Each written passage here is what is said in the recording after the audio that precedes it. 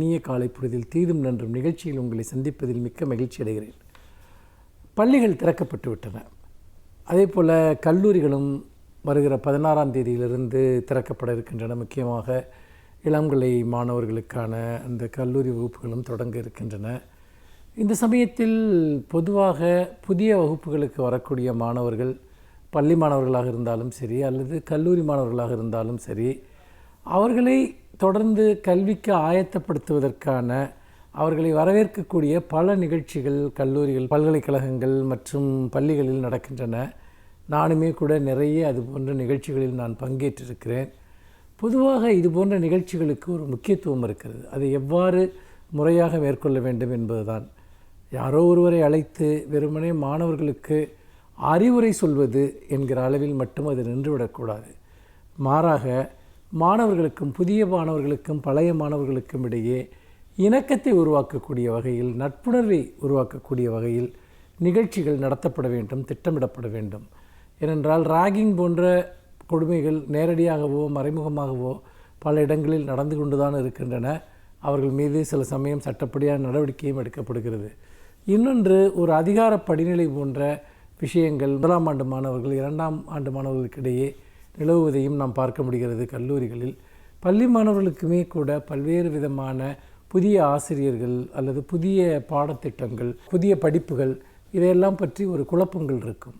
இவை எல்லாவற்றிலிருந்தும் அவர்களுடைய மன இறுக்கத்தை தளர்த்தக்கூடிய வகையில் கிட்டத்தட்ட ஒரு உளவியல் சார்ந்த அணுகுமுறையோடும் ஒரு பண்பாடு சார்ந்த நுண்ணுணர்வோடும் மாணவர்கள் இந்த காலகட்டத்தில் அணுகப்பட வேண்டும். ஏனென்றால் இப்போது அவர்களுடைய மனதில் உருவாகக்கூடிய அந்த ஒரு அச்சமற்ற தன்மையும் ஒரு ஒழுங்கும் கட்டுப்பாடும் தான் ஆண்டு முழுக்க அவர்கள் படிப்பை தீர்மானிக்கப் போகிறது. அந்த வகையில் பொதுவாக சில இடங்களில் காணப்படுகிற ஏற்றத்தாழ்வுகள், சமூக ரீதியான சாதி ரீதியான சில பிரச்சனைகள், இன்னொரு புறம் நீங்கள் வர்க்க ரீதியான சில ஏற்றத்தாழ்வுகள், இது எல்லாவற்றையும் களையக்கூடிய வகையில் ஒரு சமத்துவ உணர்வை மாணவர்களிடையே ஏற்படுத்துவதும், ஒரு நட்புணர்வை ஏற்படுத்துவதும், தோழமை உணர்வை ஏற்படுத்துவதும் மிக மிக மிக முக்கியமான ஒன்று.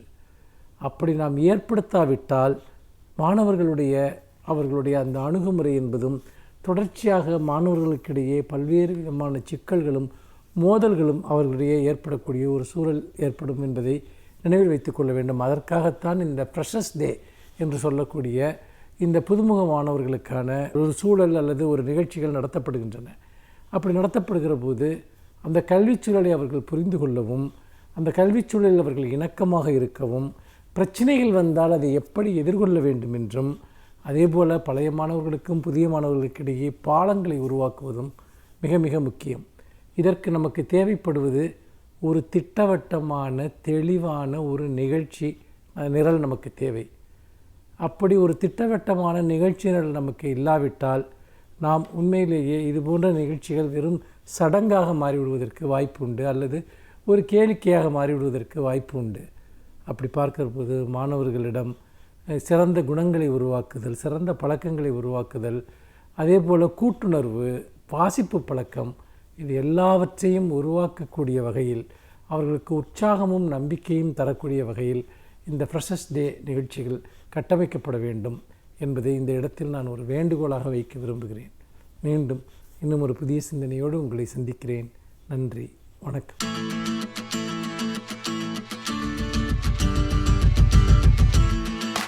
அனைவருக்கும் என் அன்பு வணக்கம். இந்தியாவில் தொடங்கி உலகம் முழுவதும் மக்களையெல்லாம் அச்சுறுத்திய நோய் ஒன்று சென்ற நூற்றாண்டு வரையில் இருந்தது. இன்றைக்கும் கரோனா என்கிற ஒரு நோய் எப்படி பெரிய அச்சுறுத்தலை உருவாக்கிற்று என்று நாம் பார்த்தோம். நான் குறிப்பிடுகிற இந்த நோய்க்கு பெரிய அம்மை என்று பெயர்.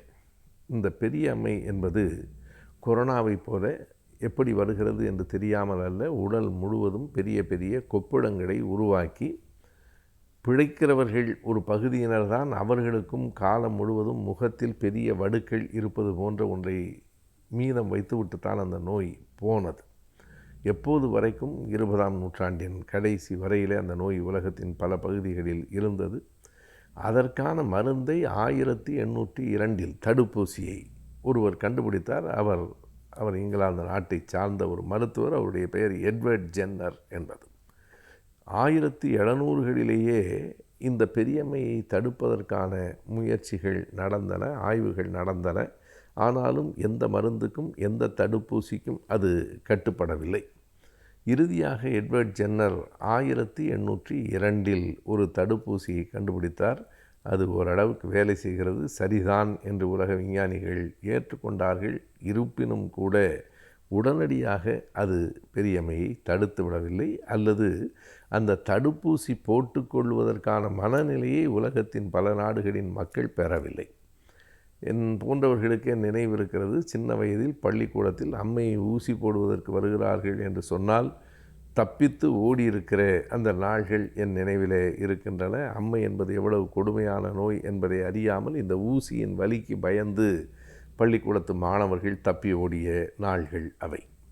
பிறகு தொடர்ச்சியான ஆய்வுகள் நடைபெற்றன. எட்வர்ட் ஜென்னர் தான் முதலாக என்று சொல்ல முடியாது, அவருக்கு முன்பே கூட பெஞ்சமின் ஜென்சி போன்றவர்களெல்லாம் அதில் ஆய்வு செய்தார்கள். இருந்தாலும் ஒரு இடத்திற்கு வந்து அந்த தடுப்பூசியை வடிவமைத்து கொடுத்தவர் எட்வர்ட் ஜென்னர். பின்னால் பல விஞ்ஞானிகள் மேலும் மேலும் ஆராய்ச்சிகள் செய்து இறுதியாக அது உலகத்தை விட்டு போய்விட்டது. அந்த நோய் என்பது எப்போது அறிவிக்கப்பட்டது, ஒவ்வொரு நாட்டிலும் ஒவ்வொரு கட்டத்தில் போயிற்று. 1972 அமெரிக்கா அறிவித்து விட்டது, இனிமேல் தடுப்பூசி போட வேண்டிய தேவையில்லை, அமெரிக்காவில் பெரிய அம்மை இல்லை. பெரியம்மைக்கு ஆங்கிலத்திலே அவர்கள் ஸ்மால் பாக்ஸ் என்று பெயர் வைத்திருந்தார்கள். ஆனால் இந்தியாவிலே அதற்கு பிறகும் 7-8 ஆண்டுகள் இருந்தது. 1979 டிசம்பர் 15ஆம் நாள் தான் இந்திய அரசு அறிவித்தது, இந்தியாவில் இனிமேல் பெரியம்மை என்கிற நோய் இல்லை. இதனை WHO என்கிற உலக சுகாதார மையமும் பிறகு உறுதி செய்தது. உலகம் முழுவதும் பெரியம்மை போய்விட்டது என்று. இதனை கண்டுபிடிப்பது என்பது, இதற்காகவே தன் வாழ்நாள் முழுமையையும் அர்ப்பணித்து கொள்வதென்பது ஒரு பெரிய செயல். அப்படிப்பட்ட செயலை செய்தவர் எட்வர்ட் ஜென்னர். எட்வர்ட் ஜென்னரை இந்த உலகம் நன்றியோடு நினைவு கூற வேண்டும். இல்லையானால் நம் மக்கள் தொகையில் பலரை நாம் தொடர்ந்து இழந்திருப்போம் என்பதை தாண்டி அவர்கள் சிறு வயதிலேயே, பெரும்பாலும் அந்த சிறு பிள்ளை வயதில் நடந்த மரணங்கள் தான் அப்போது அதிகம். எல்லா குழந்தைகளுக்கும் பல நோய்கள் இருந்தன. நான் அறிந்த வரையில் டிப்தீரியா என்ற ஒரு நோய் தொண்டை கட்டும், அவ்வளவுதான்.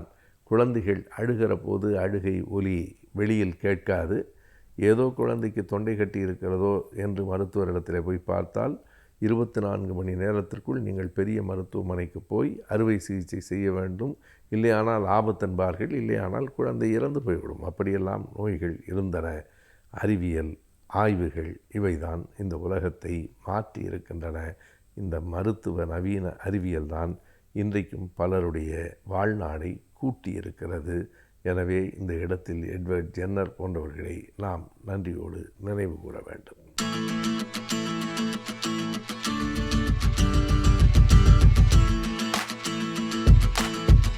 இன்றைய காலகட்டத்திலே எல்லோருக்கும் உள்ள மன அழுத்தத்தையும் மனச்சோர்வையும் போக்குவது எப்படி? இந்த மன அழுத்தம் மனச்சோர்வு ஏற்படுவதற்கு பல்வேறு காரியங்களை நாம் ஆராய்ந்து பார்க்கின்றோம். இதிலே நான் சொல்வது போல நமக்குள்ள உள்ள ஒரு பயமும், நமக்குள்ள உள்ள பதட்டம், நம் தோல்வியை உற்றுவருமோ அப்படின்ற ஒரு பயம், ஒரு வாழ்க்கையை பற்றிய ஒரு பயம், எதிர்காலத்தை பற்றிய ஒரு பயம், இப்படி ஒரு பல்வேறு விதமான சிந்தனைகள் நம்மளுக்கு இந்த மன அழுத்தத்திற்கு காரணமாக அமைகின்றன. இதில் சின்ன சின்ன காரணங்கள் ஒவ்வொரு குடும்பத்திலும் ஒவ்வொரு மாணவர்களுக்கும் இதுதான் அப்படின்னு நம்ம பர்டிகுலராக சொல்ல முடியாத அளவிற்கு பல்வேறு காரியங்கள் இருக்கின்றன. இதில் பொதுவாக அப்படின்னு நம்ம பார்க்கும்போது நாம் தனியாக இருக்கின்றோமோ அப்படின்ற ஒரு ஃபீலிங், இரண்டாவது நம்மை தனிமைப்படுத்தி விட்டார்களோ அப்படின்ற ஒரு ஃபீலிங், அதையும் தாண்டி நம்மை வேறுபடுத்தி பார்க்கிறார்களோ அப்படின்ற ஒரு ஃபீலிங், இரண்டாவது அதுக்கு அடுத்தபடி பார்க்கும்போது நமக்கு மட்டுமே அநீதி இழைத்து விட்டதா இந்த உலகம், இந்த சமூகம் அப்படின்ற நமக்குள்ளேயே ஒரு கேள்வி. இப்படிப்பட்ட கேள்விகள். இரண்டாவது சின்ன சின்ன குடும்ப வன்முறைகள், குடும்பத்திலே ஒவ்வொருத்தருக்கு ஒருத்தர் புரிதல் இல்லாத ஒரு காரணங்கள், இந்த ஒரு சிச்சுவேஷனை எப்படி நாம் கையாள வேண்டும் என்பதை பற்றிய போதிய அறிவு இல்லாத காரணம், அறிவுன்னு சொல்ல முடியாது, அறியாமைன்னு சொல்லலாம். அறியாமை. இப்படி பல்வேறு காரணங்கள் இருக்கின்றன. இது வந்து பொதுவாக. ரெண்டாவது, குடும்பத்தில் உள்ள முக்கியமான உறுப்பினர்களுக்கு முன்னாடி இருந்த வருமானம் இப்பொழுது இருக்காது. அது ரெண்டாவது, அந்த ஒரு வீட்டிற்கு தேவையான சகல வசதிகளையும் அவனால் முன்னாடி இருந்தது போல் அவனால் அனுபவிக்க முடியாது. இரண்டாவது, குழந்தைகளுக்கு ஏன் இப்படிப்பட்ட ஒரு மன அழுத்தம் ஏற்படுகின்றது? குழந்தைகள் இந்த டிஜிட்டல் லேர்னிங், ஆன்லைன் லேர்னிங் இப்படி சொல்கிறோமே, இதெல்லாம் நாம் எப்பொழுது கற்றுக் கொடுத்திருக்கிறோம் குழந்தைகளுக்கு? இல்லவே இல்லை. இன்றுதான், இப்பொழுதுதான் புதிய சூழல். இந்த சூழலே குழந்தைகளுக்கு ஒரு மிகப்பெரிய ஒரு புதிய சூழல்.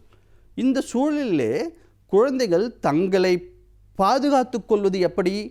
இந்த சைபர் கிரைம், சைபர் புல்லிங் இப்படின்னு சொல்கிறார்கள், இதிலிருந்து எப்படி பாதுகாக்க? ரெண்டாவது, இந்த சூழலில் நம்ம உட்கார்ந்து நம்மளால் எவ்வளவு நேரம் அந்த ஆன்லைனிலே கிளாஸை கவனிக்க முடியும் அப்படின்ற ஒரு பயம் குழந்தைகளுக்கு. ரெண்டாவது, குழந்தைகளுக்கு இந்த ஆன்லைனில் தான் நம்ம அசஸ்மெண்ட் பண்ணுறோம், எவாலுவேஷன் பண்ணுறோம், இதெல்லாம் ஒரு குழந்தைகளுக்கு ஒரு பயம்.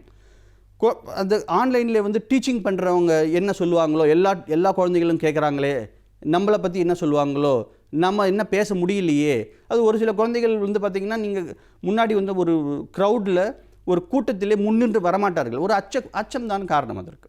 ஸோ இதையெல்லாம் போக்க வேண்டும். இதற்கெல்லாம் லீடர்ஷிப் ஸ்கில்ஸ் நம்ம வந்து எப்படி இம்ப்ரூவ் பண்ணுறது அப்படின்ற விஷயம் இருக்குது. இந்த மாதிரி பல்வேறு காரணங்கள் இருக்கின்றன. கல்லூரி மாணவர்களுக்கு எடுத்துக்கொண்டே வேணால், எக்ஸாம்ஸ் இருக்குன்னு சொல்கிறார்கள், ஆனால் இல்லை. எக்ஸாம்ஸ் வரும்னு சொல்கிறார்கள், ஆனால் வரல. அடுத்து உயர்கல்வி படிப்பது எப்படி? இந்த உயர்கல்வி நம்ம வந்து எப்படி அணுகுவது? இதில் காலேஜ் எப்போ திறப்பாங்க? நம்ம காலேஜ் லைஃப்பை எப்படி என்ஜாய் பண்ணுவது? அது கேரியர்ஸ், அதாவது அடுத்த கட்டத்திற்கு எப்படி செல்வது? இப்படி பல்வேறு காரணங்கள் கல்லூரி மாணவர்களுக்கு இருக்கின்றன. அது மாதிரி அடலசன்ஸ் அப்படின்று பார்க்கும்போது அவர்களுக்கும் உள்ள மன அழுத்தம் இருக்க தான் செய்யும். ஏன்னா அவங்க எல்லாருமே ஒரு ஃப்ரெண்ட்ஸ், பியர்ஸ் குரூப்ஸ்ன்னு சொல்லுவார்கள், இவர்களோட கனெக்ஷன் ஆகியிருக்காங்க. அப்போது ஒவ்வொருத்தருக்கும் பேசி அளவலாகி வெளியில் ஒரு சாதாரணமான ஒரு சூழல் கிடையாது. அவங்களுக்கு என்ன ஆகுது? ஒரு விளையாட்டினுடைய நேரம் கட் ஆகிடுது. அதே மாதிரி மற்ற மாணவர்களுடைய, அதாவது சக மாணவர்களுடைய அளவலாகக்கூடிய நேரம் இல்லை. அதாவது ஒன்றுக்கு ஒன்று ஃபேஸ் டு ஃபேஸ் அப்படி கிடையாது. வீடியோ கால் பண்ணலாமா, அது வேறு விஷயம். இப்படி எல்லாமே வந்து ஒரு சாதாரணமாக இருக்கின்ற நிலைமை தலைகீழாக மாறும்போது அந்த அச்சுறுத்தல் இருக்கத்தானே செய்யும். இதை எல்லாமே நம்ம ஒவ்வொரு ஏஜ் குரூப் அப்படின்னு சொல்வார்கள், இந்த குழந்தைகள் 1 முதல் 5ஆம் வரை உள்ள குழந்தைகளை எப்படி கையாள்வது, 5வது படிக்கும் 6வது படிக்கும் மாணவர்கள் முதல் 8ஆம் வகுப்பு மாணவர்கள் வரை உள்ள குறைகளை எப்படி கையாள்வது, பிறகு 12ஆம் வகுப்பு மாணவர்களுக்குள்ள மன அழுத்தத்தை எப்படி போக்குவது, டீனேஜ் கல்லூரி மாணவர்கள், குடும்ப நண்பர்கள், குடும்ப உறுப்பினர்கள், வயதானவர், இவர்கள் ஒவ்வொருவருக்கும் ஒவ்வொரு மாதிரியாக இந்த மன அழுத்தத்தை கையாள வேண்டும். பொதுவாக இந்த ஒரு பதிவிலே நம்ம வந்து குழந்தைகளினுடைய மன அழுத்தத்தை, படிக்கிற மாணவர்களுடைய மன அழுத்தத்தை போக்குவது மட்டும் எப்படி அப்படின்றத மட்டும் நம்ம பார்ப்போம். இப்போது எல்லாருமே வந்து ஸ்கூல் கேம்பஸ், ஹாஸ்டல் கேம்பஸ் இப்படிலாம் கேள்விப்பட்டிருக்கோம். ஆனால் ஹோம் கேம்பஸ், இதுதான் புதிய வார்த்தை. ஹோம் கேம்பஸ் அப்படின்ற வார்த்தை புதிது. அதாவது வீட்டுச் சூழலிலே கல்வியை கற்க வேண்டும். வீட்டுச் சூழலிலே நீங்கள் கல்வியை கற்க வேண்டும். இந்த வீட்டுச் சூழலிலே நீங்கள் கல்வியை கற்க வேண்டுமென்றால் அதற்குள்ள வழிமுறைகள் என்ன? அந்த கல்வியை மன அழுத்தம் இல்லாமல் எப்படி ஒரு என்ஜாய்மெண்ட்டோட, ஒரு ஹாப்பி லேர்னிங்னு சொல்வார்களே, அந்த மாதிரி ஒரு ஹாப்பியாக எப்படி வந்து அந்த கற்றுக்கொள்ளலை நாம் உள்வாங்குவது, இதன் மூலம் நம்மளுடைய படைப்பாற்றலை எப்படி மேம்படுத்துவது, இப்படி வந்து குழந்தைகளுக்கு நாம் பயிற்சிகள் கொடுக்க வேண்டும். அது ப்ராக்டிஸ் மேக்ஸ் அ மேன்.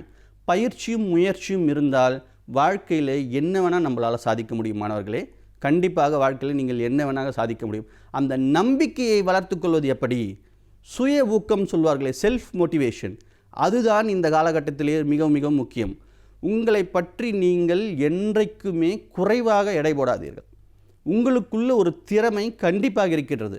அந்த திறமையை எப்படி நீங்கள் வெளிக்கொணர்வது? இப்போது நம்ம ஒரு உதாரணத்துக்கு சொல்லுவேமானால், மகேந்திர சிங் தோனி அப்படின்ற ஒரு கிரிக்கெட் கேப்டன் எல்லோருக்குமே தெரிந்த ஒரு நபர். அவர் சிறிய வயதிலேயே அவர் விளையாட்டின் ஆர்வம் இருந்தது உண்மை. ஆனால் ஃபுட்பாலில் தானே அவருக்கு ஆர்வம் இருந்தது. திடீர்னு கிரிக்கெட்டிலே அவர் எப்படி அவர் இன்வால்வ் பண்ணி கொண்டார், அதில் அவருடைய திறமையை எப்படி வளர்த்து கொண்டார், அவருடைய காலகட்டத்திலே அவருடைய சந்தித்த இன்னல்கள் என்னென்ன, அவர் எப்படி வாழ்க்கையில் வெற்றி பெற்றார், அவர் கேப்டன் கூல் அப்படின்னு சொல்லக்கூடிய அளவிற்கு அவர் எப்படி தன்னுடைய நிர்வாக மேலாண்மையும் ஒரு ஆளுமை திறனையும் எப்படி வளர்த்து கொண்டார், இதையெல்லாம் நாம் கண்டிப்பாக பார்க்க வேண்டும். மாணவர்களுடைய மத்தியிலே முக்கியமாக பழக்க வழக்கங்களை நாம் ஒரு லிஸ்ட் போட்டு நம் ஆசிரியர்களும் பெற்றோர்களும் மாணவர்களுக்கு சொல்ல வேண்டும். அது ரொட்டீன்ஸ்ன்னு சொல்வார்களே, ரொட்டீன்ஸ், அந்த ரொட்டீன்ஸும் அந்த ஹேபிட்ஸ், இது ரெண்டுமே தான் மாணவர்களை திறன்பட வாழ்க்கையினுடைய தரத்தை மேம்படுத்துவதற்கு உதவும். யோகா, மெடிடேஷன், பிராணாயம், இந்த மாதிரி ஒரு குறிப்பிட்ட ரொட்டீனான ஒரு வாழ்க்கை முறையை நாம் இந்த காலகட்டத்திலே மட்டுமல்லாமல் என்றைக்குமே பின்பற்றுமானால் நம்முடைய மனச்சோர்வு கண்டிப்பாக நீங்கும். இதை தவிர அதாவது செயல்முறை மூலம் கல்வி, ஒரு மாடல் பேஸ்டு கல்வி, ரெண்டாவது ஒரு மியூசிக் மூலமாக நம்ம என்ன லேர்ன் பண்ணுறோம், ஒரு டான்ஸ் மூலமாக என்ன லேர்ன் பண்ணுறோம், இப்படி பல்வேறு விதமான நீங்கள் கற்றலையும் கற்பித்தலையும் கற்றுக்கொள்ள வேண்டும். ஒரே மாதிரி ட்ரெடிஷ்னல் லேர்னிங்க்கு நீங்கள் போகவே கூடாது.